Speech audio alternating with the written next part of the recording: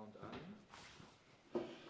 Yeah, super. So welcome to the second part. On the second part, I'm going to tell you about my take on AI and data strategy after NVIDIA GTC.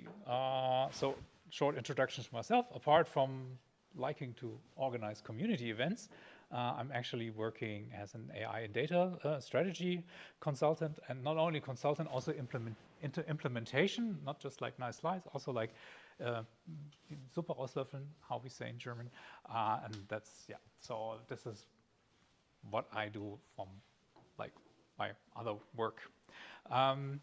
So what are we going to talk about today? So we're going to talk about the building blocks of, so I'm going to talk to you a little bit about the building blocks. What is NVIDIA GTC?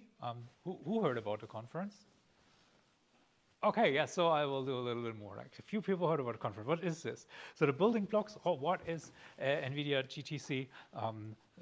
What tech trends or what themes have I discovered and what's relevant, or in my take relevant? Of course, this is very subjective because this has a really broad range of topics there. Yeah, I'm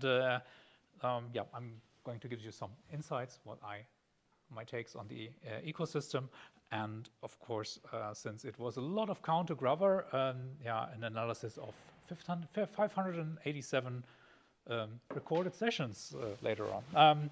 And in the end, I'm going to close here. What does that mean? What's like the main takeaway apart from something specifically in technology or like a specific tool? What's like a more like general takeaway from a conference like this? So what is NVIDIA GTC? NVIDIA GTC stands for GPU Technology Conference, and it's in San Jose.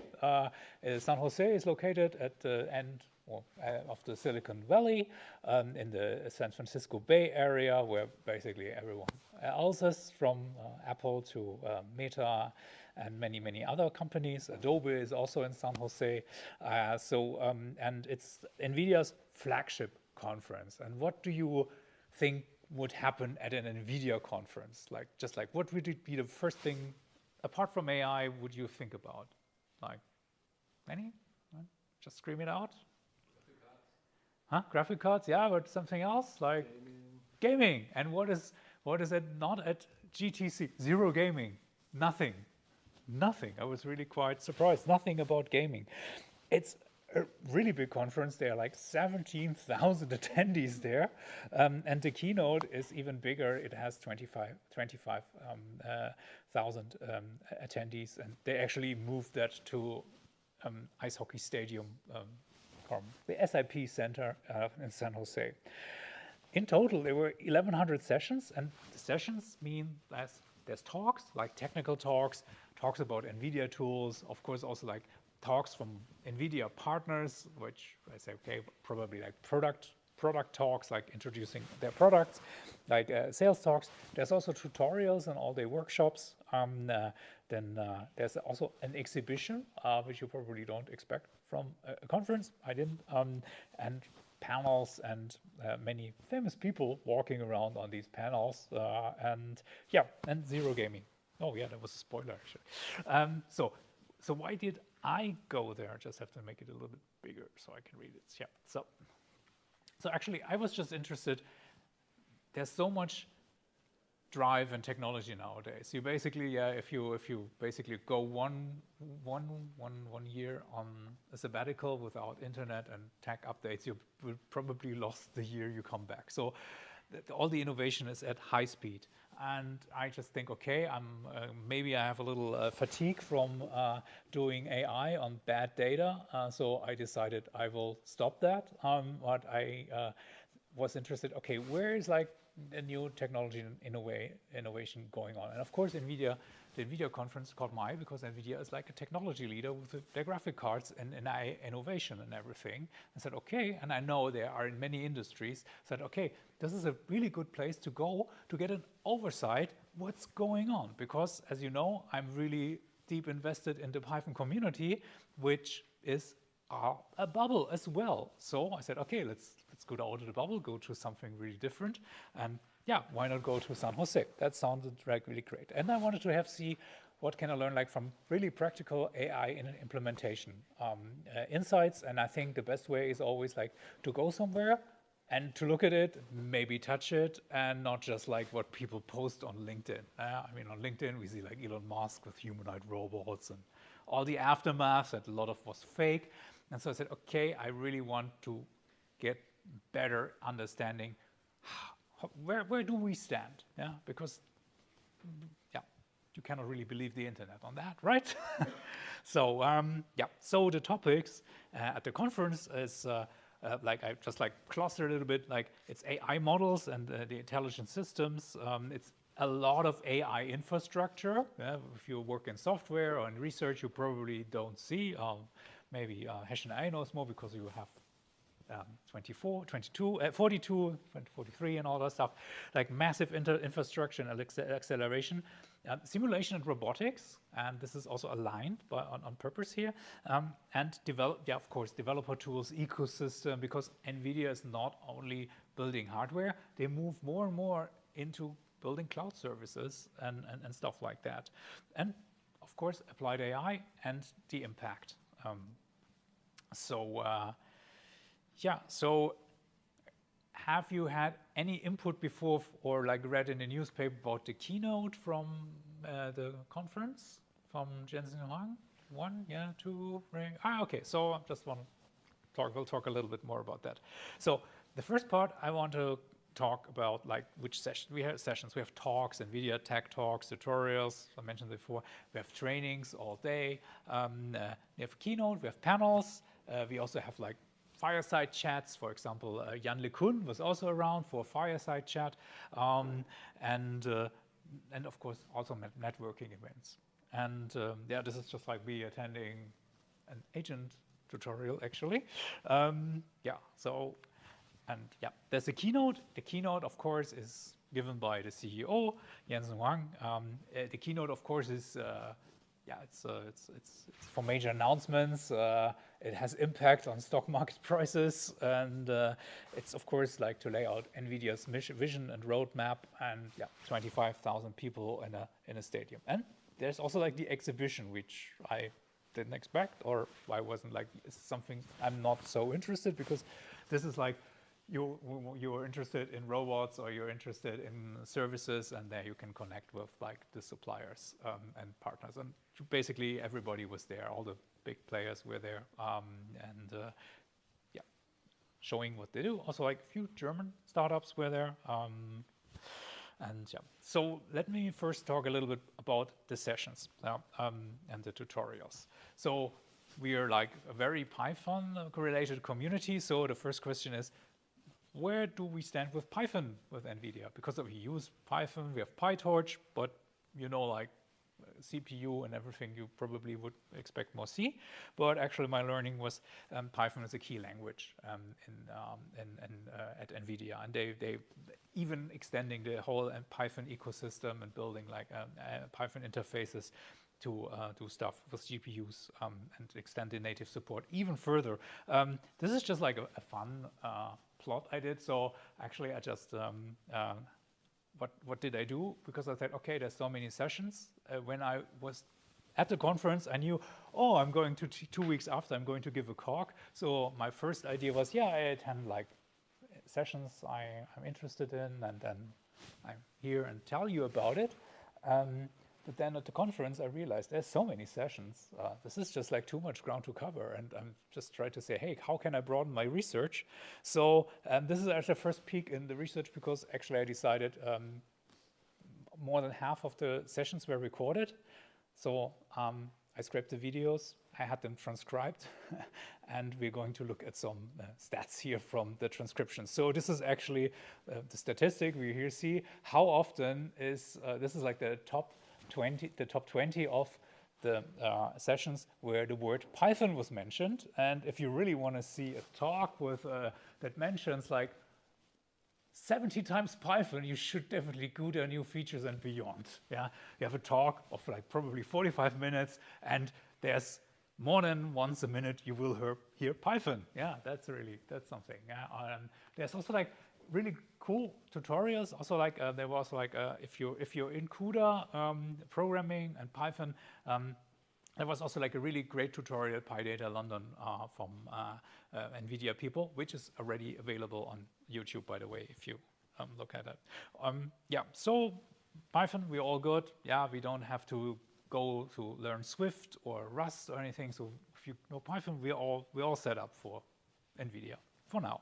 So I think the pretty obvious thing here, AI is everywhere. So if you look for a talk to hear the word AI like 250 times, yeah, just watch the keynote, level up. Yeah, there's even like more stuff you do. Like I really like, yeah, high frequency of AI, which was actually expected, of course, because AI is like the driver for NVIDIA and the whole company. So I don't want to really go further because I think there's many different applications and levels of AI which are more interesting to cover. Another interesting, or just something I think it's good to give a little space, because very often we talk about open source or open source. Everything's open source nowadays. Every large language model, everything's open source. And I just want to point out here. So open source software is like really free, and you have full access to code, training, data, and weights.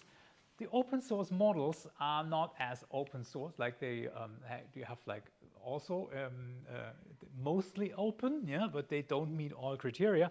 And most models, if they say, yeah, it's like an open model here on the right, yeah, you just like have weights and APIs, but you don't really, you probably don't even know on which data set they were trained. Sometimes it's revealed which data sets are used, because currently also like there's a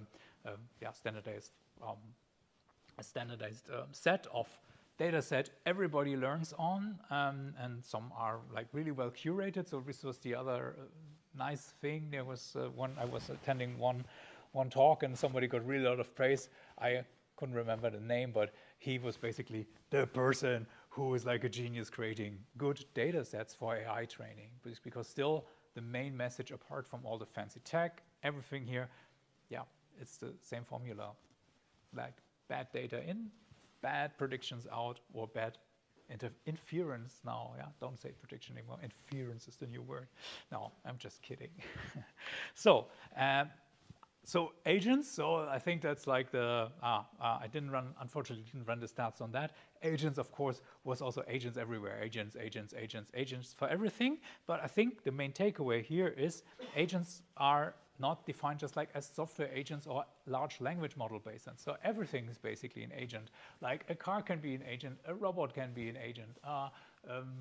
Anything that acts in a way is an agent. And I think that's also like a totally different perspective that I got at the conference, that there's like these, we now move more and more forward into these like interconnections between different domains, which might be like a new wave of innovation or speed up probably more.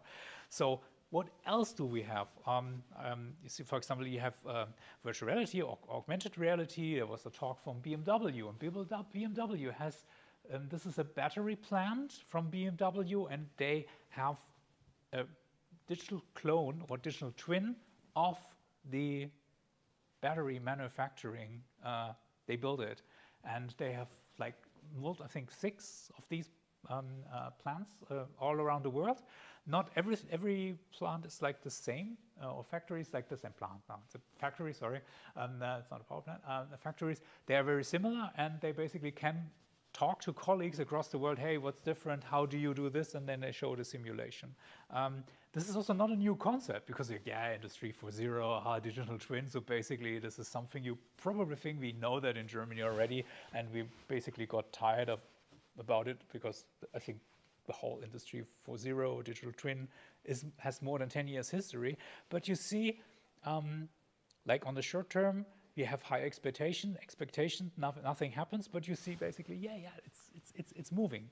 So on the long run, these concepts still manifest, and companies who start to implement that or think that way gain a competitive advantage, because like building a factory is expensive, and mistakes can be even more expensive, especially if you have like batteries and the batteries explode or whatever. So it's really good you have like a ground where people can talk. And the interesting part here in this talk, in this presentation was also, now you also even interconnect large language models into these twins. So you can ask via large language model questions about the virtual factory. So yeah, and this can be just useful to explore also like for prototyping or in the planning phase. I'm not an expert on doing that, so I hope I was able to give you like a good impression. The other thing caught me by surprise because I was really annoyed when Apple and NVIDIA did no longer be friends because I couldn't run my eGPU on my MacBook anymore a few years ago. But I was really surprised that if NVIDIA talks augmented reality or virtual reality, there was like zero mention of MetaQuest. It was all Apple Vision, and this was a room with, I think, like 100 Apple Vision, and I attended this workshop, and this is the first Swift code I ever wrote. And it was, yeah, it's also like, you see like, NVIDIA is also like really pushing for like these industry prototyping or like augmented reality building things, and Apple Vision seems to be the tool of choice. Of course, I tried it. It has like a great quality. I tried it a few months ago already, and of course it has Apple quality, but of course it had like 4,000 euros, so a Quest 3 has a comparable good quality and costs only like a fraction. So yeah, that's one thing. And the other thing is synthetic data. Who knows about synthetic data? Right, cool. So synthetic data, so NVIDIA is going, this is just like from a video from NVIDIA. So synthetic data basically is generating new data with AI, with generative AI. So I think a very easy example is you have this kitchen. Oh yeah, you want a kitchen with like a different setting because you want to train a vision model or anything on that. You basically, they have a level of quality with generative AI. You can probably do that. I was always like really skeptical with these synthetic data approaches, but this quite convinced me because this looks useful, and they also released a model and a cloud service where you can have like a car driving simulation with snow, with sunshine. It's always like the same street, or you can take terms. And the other thing is, this is all simulation ready. So you have like a live generative AI simulations, and you see like two examples. This is from the keynote. This is like a live, of course it's not moving, so it's not as impressive. So, but I think the keynote is on YouTube. So this is like something like on a huge screen, like with an insane resolution, live rendering, and this is like a fake. This is like the NVIDIA headquarters, and this is something, whatever, I don't know, I think it's just like made up. And you have like an insane quality of live simulation, which have like, I would say, near real life quality, and you can do stuff with that. So this was like a wrap up of many topics in the about talks and topics. And now I want to switch to my notebook, if I can. I think, let me check. So, because I mentioned earlier, there was just like too much ground to cover. Here we go. Oh yeah. So there was just like too much ground to cover. So this is probably not perfect for anybody like a super NLP expert. Please forgive me. I'm well educated in that, but not like the super expert. So the idea was, like, take all the transcriptions, what was really said, not what's in the talk description, because the talk description is not necessarily what's actually being said. So this is these are like transcriptions from 587 videos taken as input, and then just like creating topics on that.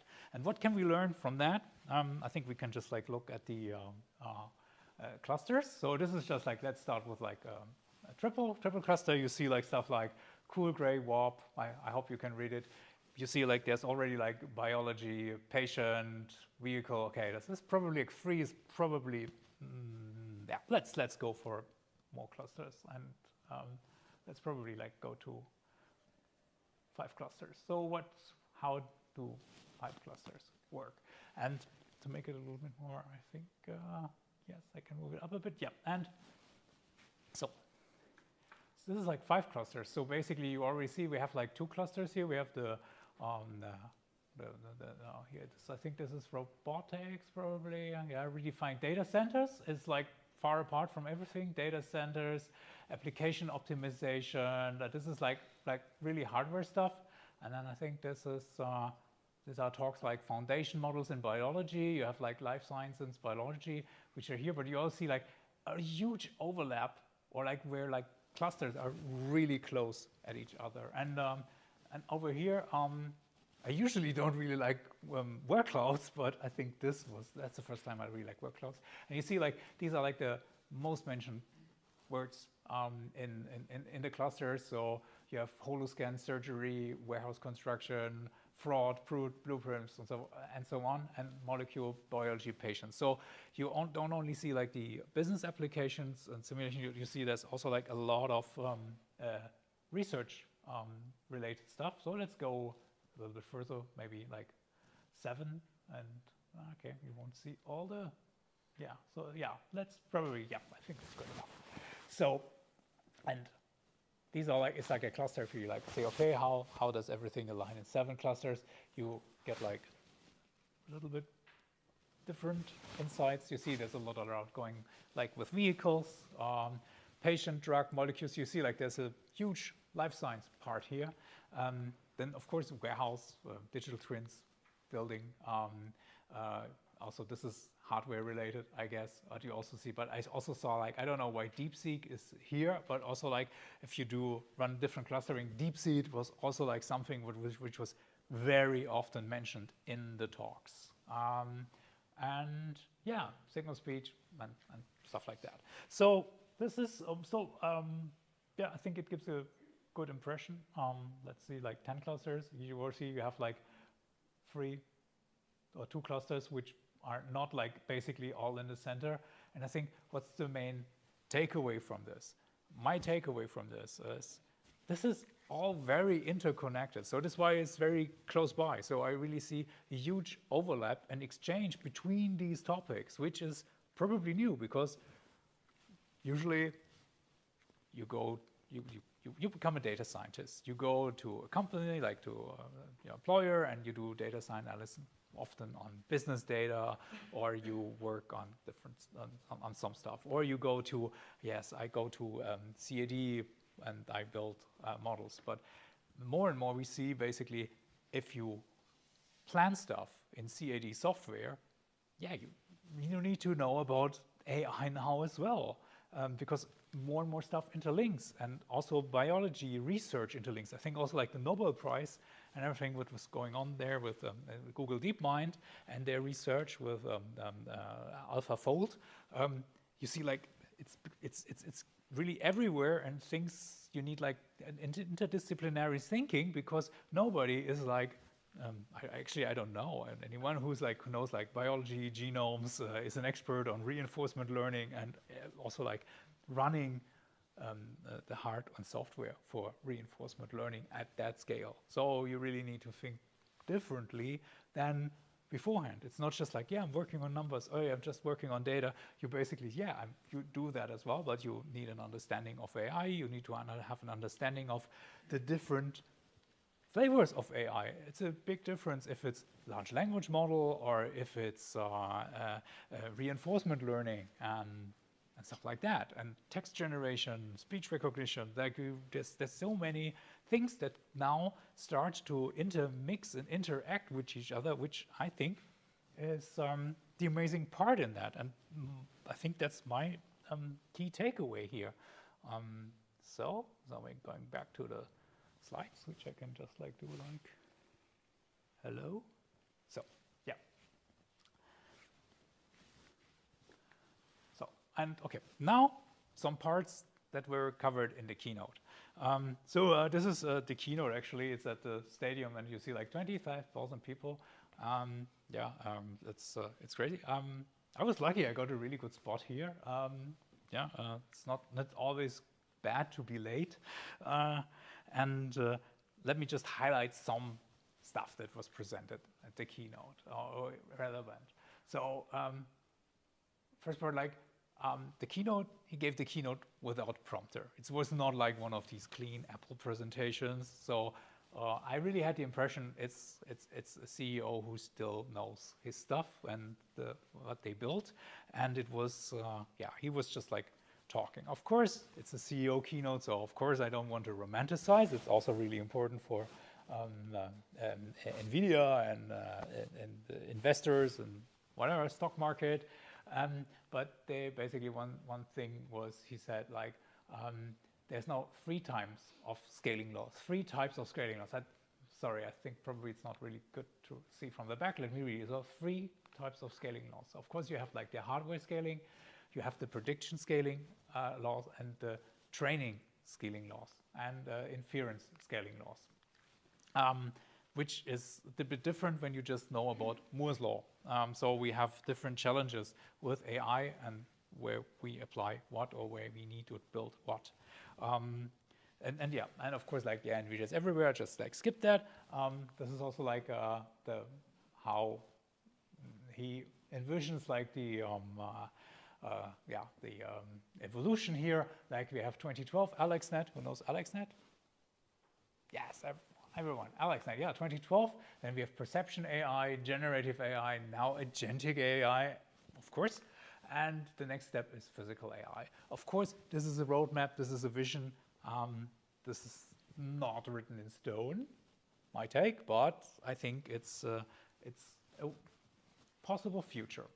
And other side takeaways, because a huge part was also like data centers and hardware, and that even now we have AI in hard drives to optimize the hard drives, because the main bottleneck nowadays is very often network and transporting data, and so to do that even better now, AI is moving actually to the hard drives, which I thought, okay, interesting. I mean, it's obvious once you saw this, yeah, it's pretty obvious, but something new. NVIDIA also announced they're going to do a cooperation with General Motors for autonomous vehicles. The fun part was in the other NVIDIA demos I saw, I only saw BMW and Mercedes cars, so we're not lost. Maybe, I don't know. But I think this is like probably one of the most important slides, or like from like a future thing. So what do we see here? We see here training. So we train, it's like a model trained, we deploy to the real world. This is a robot deployed in the real world, and before we basically have like the simulation. So so this is how this is like a circle, and this is like probably like a new approach how new innovations and something like robots or autonomous systems or autonomous robots might come really to work. Because in the past, everything was very deterministic. Now we have all these tools. In the past, like robots programming was very, do that, move here. It was like basically like a macro. And now the vision, or like the message is, we are able, with simulating what robots or autonomous systems do in the real world, we can train them as well as that we have AI systems that they can operate in the open. This is like a key message. I don't think LLMs will be the technology for that, but I think it's a good approach, like simulation, digital twins. I think it's really worth looking into that.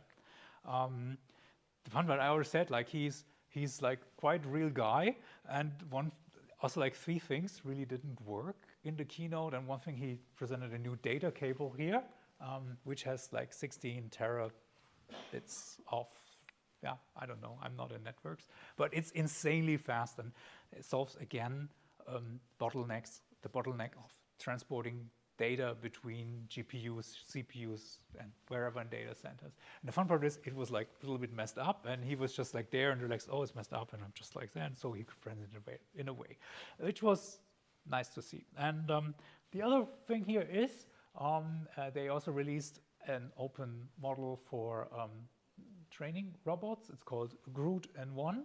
And what we actually see here is the small thing, cute thing is, it's an autonomous robot. So it's not, yeah, there's no, yeah, at least, yeah. If it was Musk, I wouldn't basically believe it, but here I think it works. And give it more here, you also saw like a picture, like it was like a movie, like of this little tiny robot walking through the desert, and now it's here on stage. Does the robot resemble anything? If you saw that, what does it look like? Any clues? Which company do you think about if you see a robot like this? Any guesses? One? I think it looks pretty like something from Pixar, right? And I think, let me just go, and this really caught my eye, because I think this is like also like an interesting learning, because actually this robot is a collaboration of NVIDIA, of course, Google DeepMind, okay, cool, and Disney Research. So why? So, and there's two takes. I can only guess. I don't have any like super solid information, but I think it's pretty obvious. Disney Research has two things that Disney Research, unexpectedly probably, but if you know a little bit more about Disney, brings to the table. Disney has a long history of animatronics in the amusement parks, and of course, you probably, I was made like, I like Disney parks nowadays.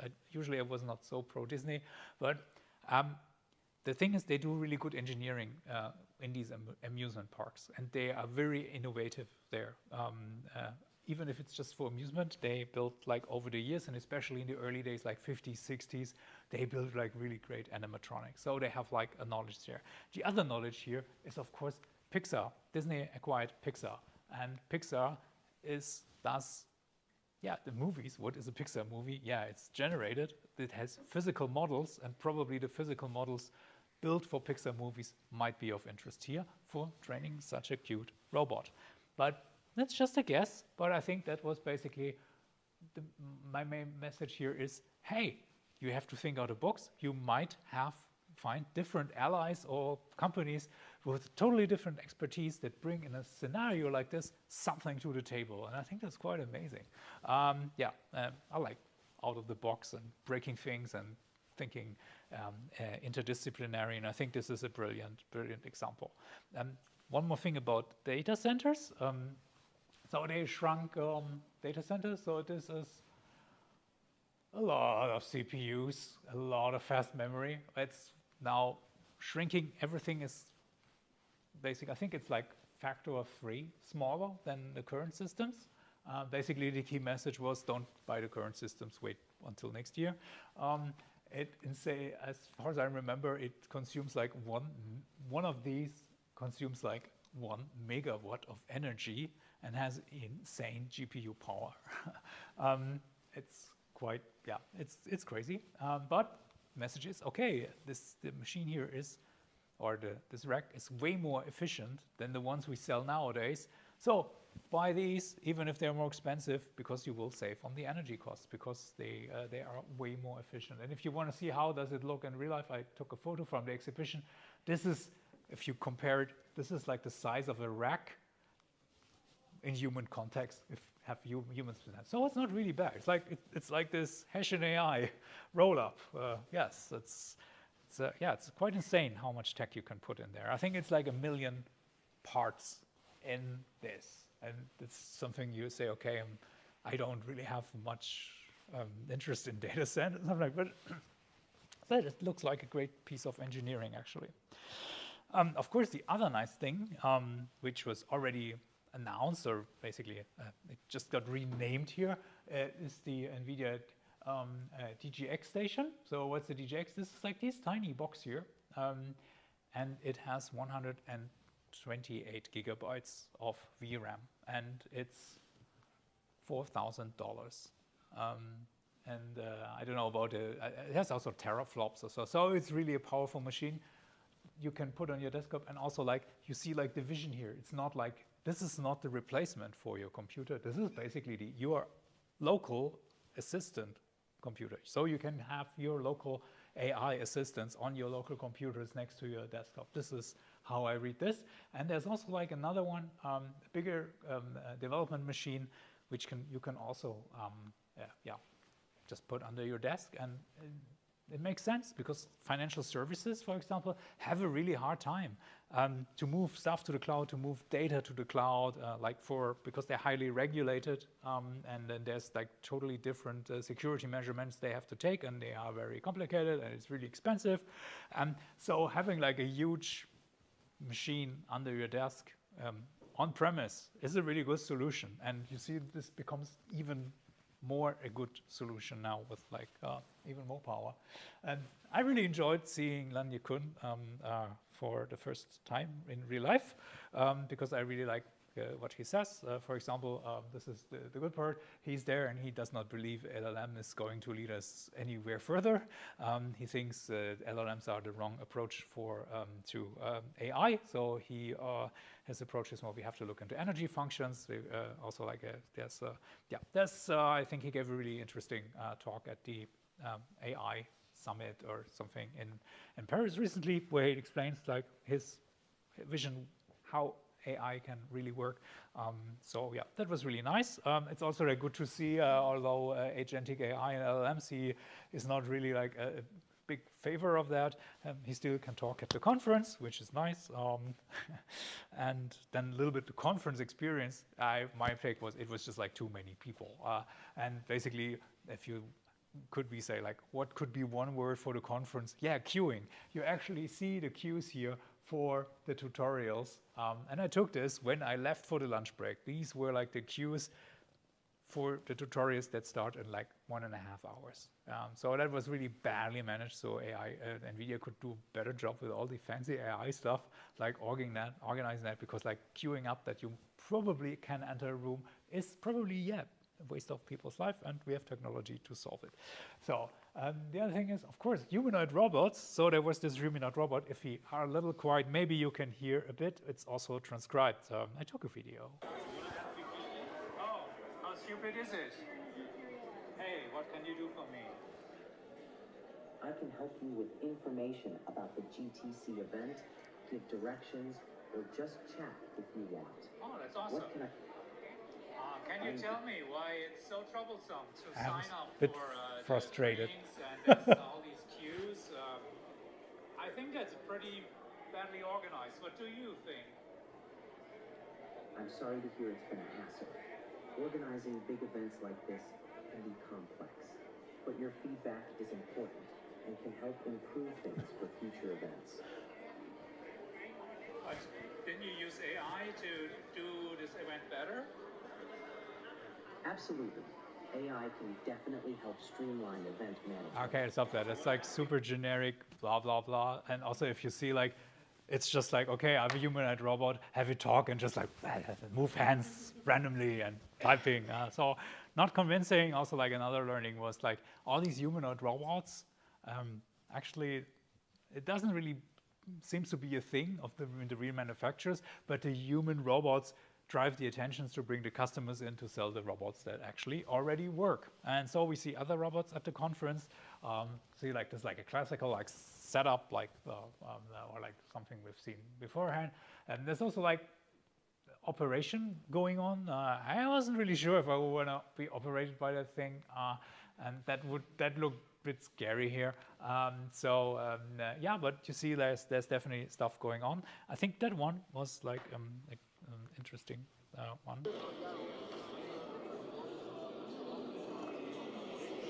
So this one is autonomous.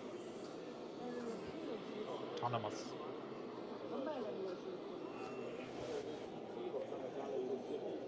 Oh. Oh, sorry. Yeah.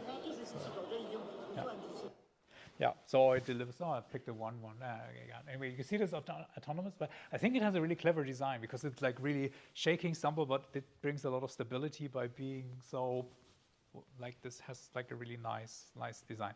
We also have cute robots like this, and also to point out, just like 4 weeks ago, I happened to be in LA, and we have other stuff there in production. When we were in LA, we took a Waymo, and we felt really safe in the Waymo. And if you just look at the scenery, this is Venice Beach. It's at night. You have pedestrians in the streets. As you know, in the States, very often we have streets, cars, but no sidewalk. And this was one of these streets. So, and you can always see what's happening. And like you see, like here, there's like a crosswalk, and you see like the car has identified people moving. And I would argue, in the scenery at night like this, probably the sensors do a better job than human drivers do. So we felt really safe in that car, and and I had very skeptical engineers with me. The other tiny thing was in LA was you have these like tiny delivery robots on the street. So future is dripping in. So final remarks. Let me summarize up. Very often in the press, the conference is classified as AI Woodstock. And I wouldn't say, no, I don't know. I'm too young to have attended Woodstock, but I wouldn't really say. You see a lot of stuff. You see a lot of like technology accumulated and interacting with each other, but I didn't really see any out-of-the-box thinking there, or like underground stuff, or like just like we break things, we do something different at the conference at all. It was all IT, business, great stuff, impressive technology, impressive interactions between technologies, a lot of like opportunities and new paths for the future. But like the degrees of free thinking, yes, I didn't really see that. Maybe I just joined the wrong crowd. I don't know, but very often it's referred in the press like this. From like final remarks, like because I said, what's about data, AI, and strategy? So one learning is the long-term investments in open source now really pay off for a lot of the people who invested, like NVIDIA or Meta, because they sell different services because they supported open source software without asking anything in advance. It was just like a strategic move, we would argue, with a mid and long-term strategy, and not just like thinking, oh, okay, no, what do I get back? So I think this is something that should really change in Germany. We need mid and long-term strategies on that, and not just like always thinking, oh, I can pick this free software, it's cool, but why contribute back? You really see they have like huge advantages now because they have the best engineers, they have the best people, they basically lead the way where everything's going with these software tools. So I think the convergence of simulation, AI, and other technologies, I don't know where this will end up. Maybe it will be super messy. It looks like this is working really well. And so I would argue, yes, this looks really promising. We have to see more real-life proof of that. But again, we shouldn't wait for real-life proof before we get started. We have to take a risk and a leap of faith and join the crowd, to try and do stuff like that right now. Otherwise, everyone else has tried it and the world moved on without us. There's still an insane and great speed up in hardware and innovation there. So we're not stuck there. And I think, I'm also started to think, okay, what are the new approaches, like building anything? It's not, I think we just need a fresh setup, also like how we approach problems, depending on the domain, rather than the path, or Trampelpfade, as we say in German, to currently. And I want to close with that. Thank you very much.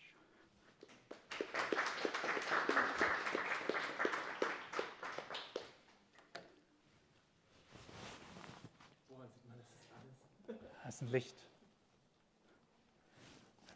Ja. So ist es dann. Oh, nicht so lange. Not too long. Okay. So, always you come as a speaker and then you have to do the work. No, I'm kidding. Oh, no, you're right. It's not working. Interesting.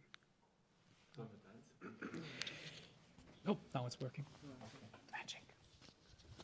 I just applied it. Now it's working.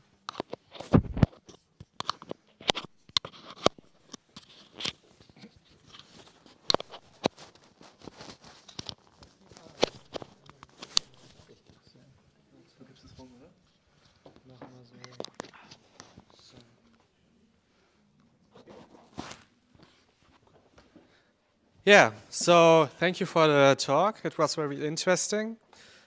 So maybe first question from my side. So would you suggest to travel there with all the expenses and so on?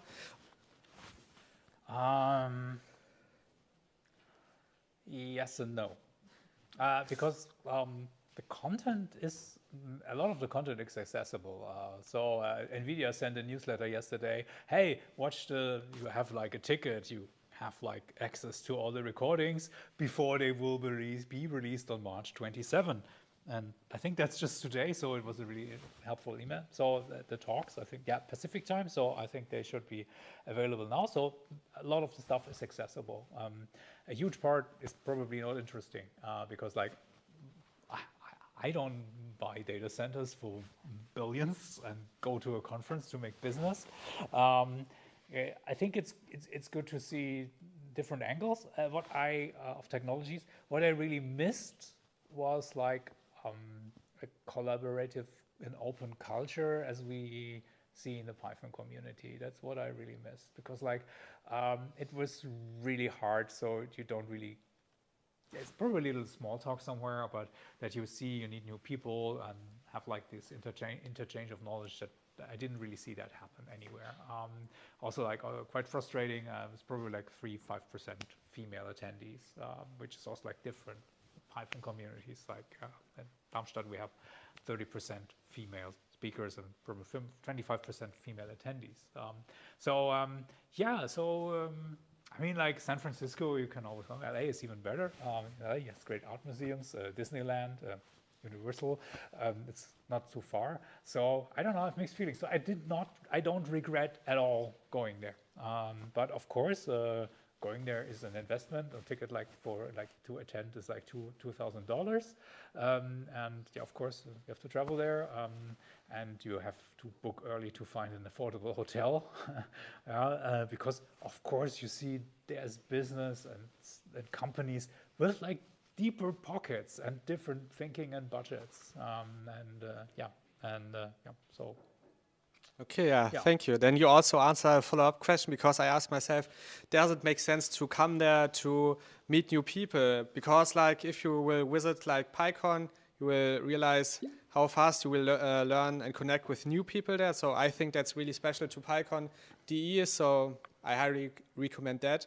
And also going to the evening event, which is taking place on the second day, just making some advertisement for the PyCon, but it's also from my heart, it's really great to be there.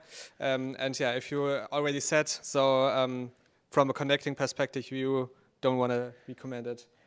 I think it's actually probably an opportunity for us, like to better on the social part, to innovate even faster, because we are probably a bit behind in Germany, and so maybe we can, with social engineering, keep up. Yeah, because you see, like, that's also like a good part I learned there. Yeah.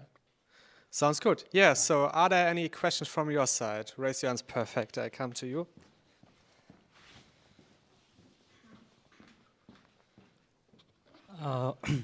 Were there any discussions on how far AGI is? Like you said, and Jan LeCun also said recently that neural networks are not the way to go forward, and they have almost got saturated. No, not neural networks. I think like you refer to Jan LeCun. Okay, well, yeah, he mentions a lot of stuff I have no expertise in, like energy functions. Let me try to summarize what he says. He said, let's start from a different angle. There's a lot of research that basically says any LLM is a parrot. And I can, from all my experience, say, yes, it's true. It's a useful parrot, and you can build tools and services around that to get good results with these parrots for use cases and combine it with other systems, just like expert systems in the 90s. You just do an ensemble and yet have a good result. So yes, the whole technology stack is of course useful, but he thinks like again, it's like he argues the deep learning does not generalize. So you have like a cat can have a hunting strategy, and a large language model has no strategy. It cannot build a strategy. It can parrot, it can give you a strategy. It takes from somewhere else or makes like something new up based on probabilities, but so basically that's the barrier. And so he said we need the technology that can basically have like generalize. And yeah, energy functions is one of the things I picked up. I haven't gone any further there. And the other thing is also like bandwidth. See, it's like, for example, of course we feel like these huge systems are so much better than us because they can remember basically everything. Still, like if you just look how many pictures we consume or a baby consumes, just like until it's like 4-year-old, that's even more data than we have in the data sets nowadays. If you just take the bits and like if you just like transcribe calculate what a baby sees and processes with the visual cortex into the brain is way more data than we have in the large language model data set. So I hope it's a bit up. So I really recommend look at there's multiple talks and interviews with him where he explains it. So I would really recommend to look into that if you're interested, because I think it's yeah, I think he has a real point there. Yeah. So okay, yeah. Thanks. Thank you for the question. Yeah, are there any other questions from your side? Perfect. I come to you.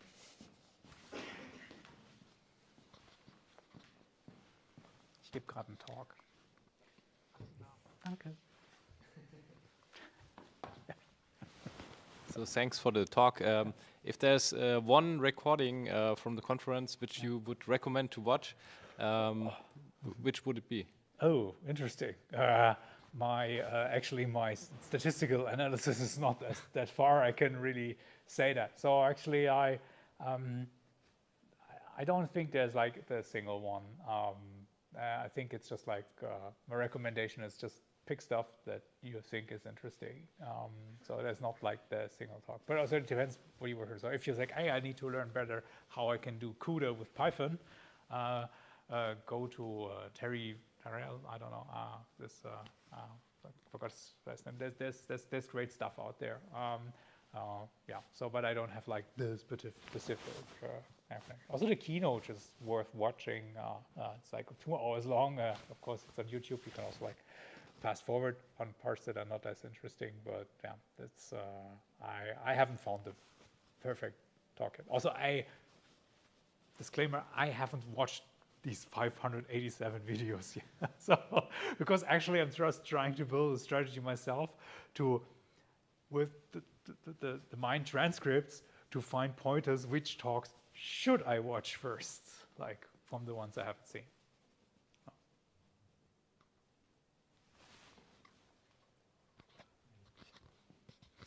More a general question. So of course this was the NVIDIA trade show, but was there some discussion also with other people? It's like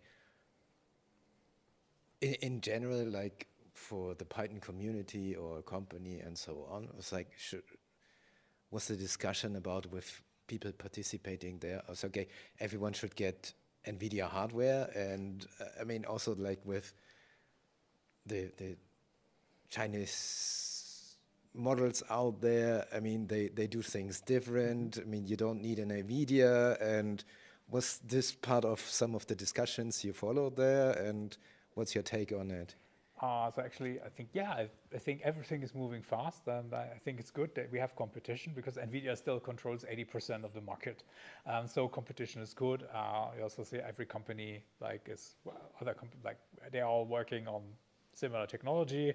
Also, Apple is not that bad. Well, now with like you can have like a MacBook, silicon, 180 gigabytes on MacBook, like this, not this MacBook, unfortunately. And so yeah, I don't really saw like there's the discussion. I think it's probably also like a different approach, because I think NVIDIA is happy to run DeepSeek more efficiently on their hardware still. So it's not like it's not like good and bad. So this is like, okay, is there a business for us? Now there's a business with these DeepSeek. It's good for selling GPUs. I don't have the impression they are, because the main take now is like one of the key messages in the beginning. I didn't have a slide for that. Was the world was wrong with tokenization costs, because first, like if you just like query a large language model for an answer, that's few tokens. But if you have all the reasoning stuff in here, you have 20 times the tokens. If I remember correctly, I think it's like 20 times the tokens. Of course, you need more compute for that, and also it has a way higher energy consumption. So yeah, I don't really think there was not like any. I didn't see. I just saw like everybody saying, okay, there's opportunities, different approaches, models, and yeah. So of course, like we have really high expectations on all these announcements, because I think they're like they have a roadmap and they have a vision, and they I think it's really they innovate. It was that's still good in many parts. Yeah. But DeepSeek was in one workload. DeepSeek was like yes, it was in there. Yeah, it was in there, and some other clusters. It was like very present. It was like a really big word in the word cloud. So yeah, it was definitely one of the main topics. Yeah. Okay, thank you. Okay, then any other questions? Okay, then, yeah, thank you again for this great presentation. Thank you. And yeah.